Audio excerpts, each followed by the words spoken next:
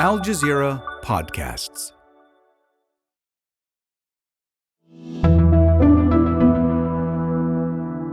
Today, in South Africa, young people are turning to traditional healers. Access to a psychologist or a psychiatrist is just way too expensive, and it's easier to go to a traditional healer. But why are South Africans now saying these traditional healers are essential to their mental health? I'm Kevin Hirten, and this is The Take.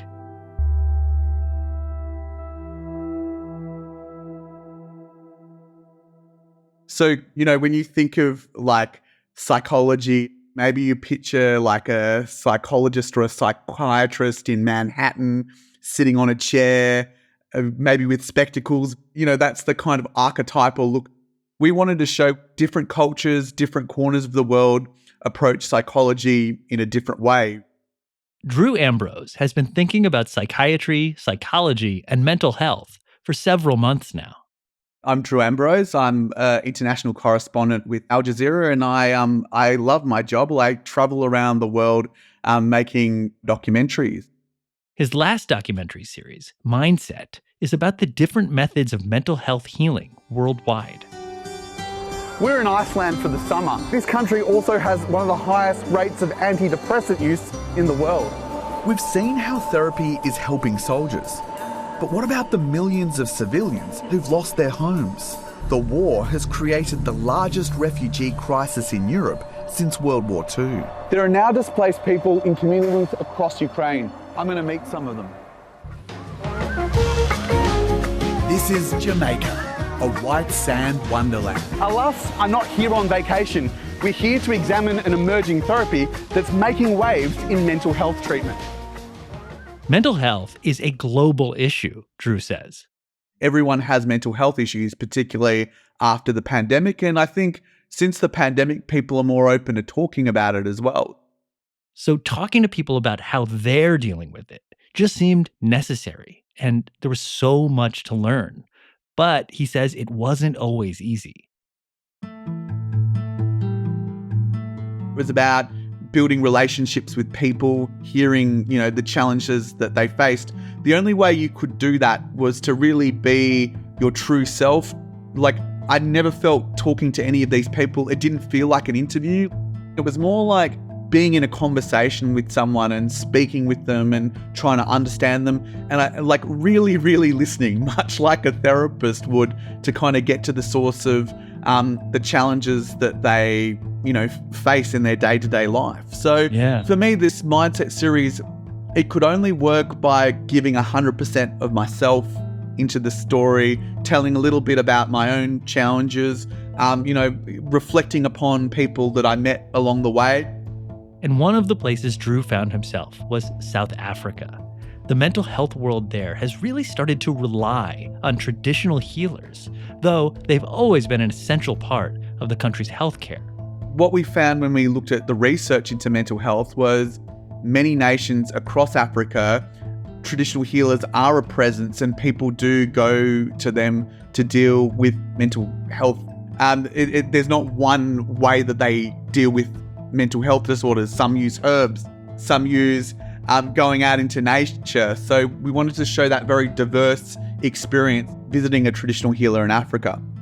Yeah, and you spoke with a psychologist, Dr. Lerato Dekobi-Kalane, and she said something really interesting about the role of these healers now. For me, as a Western practitioner, it is my responsibility to understand a person's cultural background, to help them appropriately and refer them adequately. People are embracing their Africanism and not just wanting to conform to Western culture. Now, her mother and her grandmother were also healers back during apartheid, when actually this practice was criminalized. So how did apartheid treat traditional healers? Well, because Christianity was such a big presence in South Africa during that time, the negative word that is associated with traditional healing is being a witch doctor or a voodoo. And, a lot of those people were maligned. You could go to jail for being a traditional healer. And it's only now, in the last perhaps 10 years or so, that they have a place in the mental health system, and they are now valued because whether the traditional doctors like it or not, a lot of people go to them for their mental health needs. And there are about 200,000 traditional healers in South Africa. There's 200,000 traditional healers, but if you count the number of psychologists per person, there's just not enough psychologists in South Africa. So you see healers being used in counselling services, in hospitals, a bit like an Indigenous consultant in other global health contexts. One of the patients you spoke with was a student at Cape Town University who was being treated for depression. I mean, if you're not healthy mentally, then it's sort of like you're not living. But she was also sent to a traditional healer, which is one of the most interesting aspects of your reporting. It's how traditional healing and traditional psychology can exist alongside each other. So I wonder what you made of this phenomenon and how maybe it is addressing the specific mental health needs of young South Africans. What makes this so fascinating is a Black South African can go to a counsellor, perhaps say that their psycho-spiritual needs are not being met, and there is a spiritual traditional healer on hand to help that person. And, the patient, it's not like the psychologists or psychiatrists weren't helping her. It was someone that she could go to talk about the things that she can't speak with a traditional psychologist.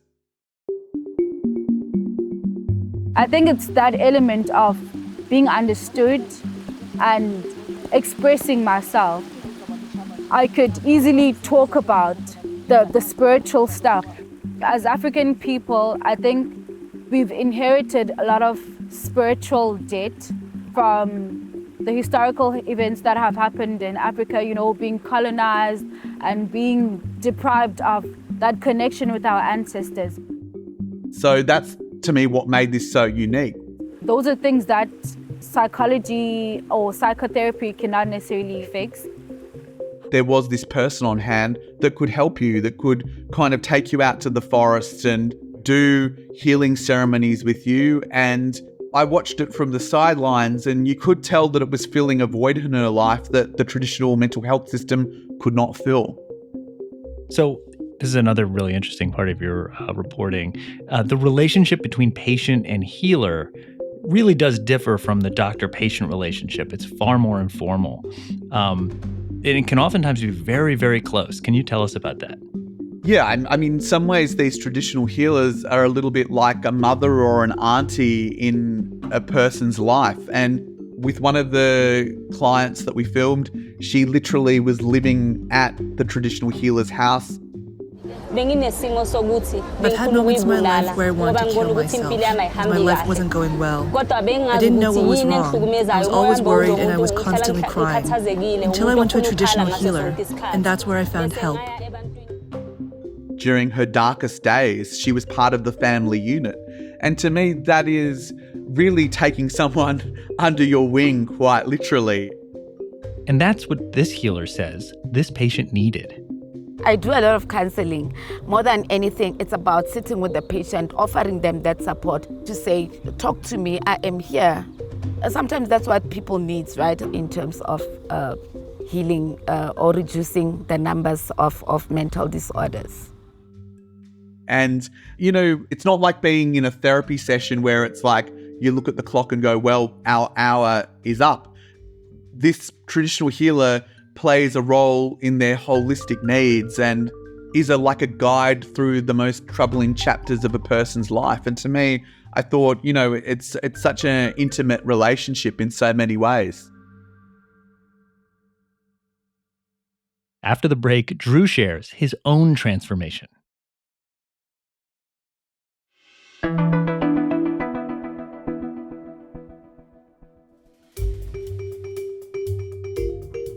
So Drew, another really cool part about this series is that traditional healing isn't something you just witness, it's something that you yourself experienced. I'm curious why you wanted to explore it yourself in this way. I know you took part in a practice called throwing the bones. What I mean by throwing the bones is there's a whole bunch of bones in a bag. It's thrown on the floor. So you take the bones and just call on your ancestors, your maternal side, and you ask them for clarity. And a family member is represented by every bone. So you see your mother, your father, they're all spread out like a constellation of stars on the ground. And they look at the bones and they analyze what they perceive to be the problems in your family life. There's a lot of good things happening around you at the moment. There's a lot of light. But I'm seeing here from your father's side, there's some aura of darkness. So you may find that someone died. He's dead. He is dead. And you never cleansed. In our culture, when someone has died, there has to be cleansing, and you also have to acknowledge that spirit and bring the spirit home. That's the journey. Being immersed in the practice, trying to understand like the tradition, the practice, the only way to kind of fully understand it was to do it myself and see what the bones threw up. And there were some surprises. Both my parents have passed away, and one of the traditional healers said that there was a lot of darkness on my father's side, or there was a lot of unresolved issues. Which led Drew to the waterfall. You have to tell us about the waterfall, because that really seemed like a genuine experience that you had.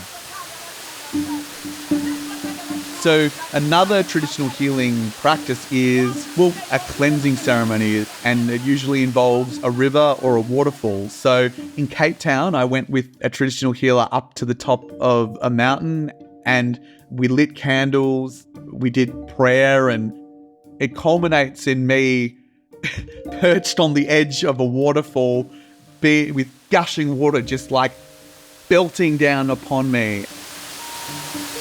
I'm calling on the ancestors of Drew today, the ancestors from the Ambrose clan, from the Maskul clan, from the Bone clan. We're calling on his ancestors today to be present in this spiritual cleansing. And, the combination of that chant and this kind of the ferocity of the water, it is a really overwhelming experience. And she even pours condensed milk on me as well as part of the cleansing ceremony. So basically what we do, Drew, is that we ask for intercession from their forefathers to come in, and whatever negative and dark energy is causing the depression and anxiety, for them to clear it out, to clear that path, to remove those unconscious negative energies from being attached to their spirit. So beneath that kind of cascading water, you just kind of, you get a little bit disoriented, you get a little bit overwhelmed. I really felt that when I was holding on with the full force of the water bearing down on me, and your intervention as well. I've never felt anything like it.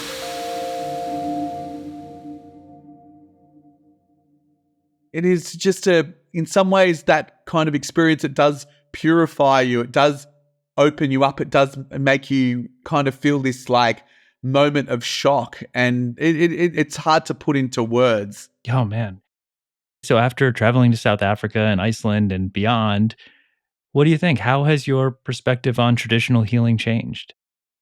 So for me, I think traditional healing does have a place in the social fabric of Africa when it comes to dealing with mental health issues. If I had someone who was having a major psychotic episode or, was a schizophrenic not taking their medicine, would I take them to a traditional healer? Probably not. But for those issues like grief or dealing with anxiety, and a lot of people face them, I do think that traditional healers do have a place in the African mental health system, for sure. For me, I loved immersive cold water therapy in Iceland. We explored psychedelics in Jamaica. I do think that they have a place in the mental health system as well. There were approaches that changed my mind completely. But at the end of the day, I do think it's what's in the best interest of the patient. What's cool is on the surface, you watch this series and everything seems so different and the world is so big. But I wonder, are there commonalities that speak to our shared human experience? when you look at the shared human experience, I feel that traditional healing is very much aligned with having a relative that's always with you, kind of mixed with a life coach. And I think wherever you are in the world, you know, whether you're in an Icelandic village and there's not a psychologist in sight, or, you know, you're in a heaving African city, I do feel that the universal thing is people want to be understood. Sometimes they want to talk about issues in their life, and they don't want to be completely alone. And I think that's the void that a healer can fill. And one of the women we spoke to in South Africa who was using a traditional healer, she was, you know, she had suicidal ideations. She had lost relatives and she felt she was in a pit of depression. And to see that bond between a traditional healer and her, it's hard for me to really judge or really question that. If it works for her, who am I to judge? And that's The Take. To watch Al Jazeera's Mindset series, check out the link in our episode notes. This episode was produced by Khaled Soltan with Amy Walters, Nagin Oliai, Sarí el-Khalili, Miranda Lynn, Faranisa Kampana, David Enders, Sonia Bhagat, Ashish Malhotra, Chloe K. Lee, Zainab Badr, and me, Kevin Hirten, in for Malika Bilal. Our sound designer is Alex Roldan. Alexandra Locke is The Take's executive producer, and Ney Alvarez is Al Jazeera's head of audio. We'll be back.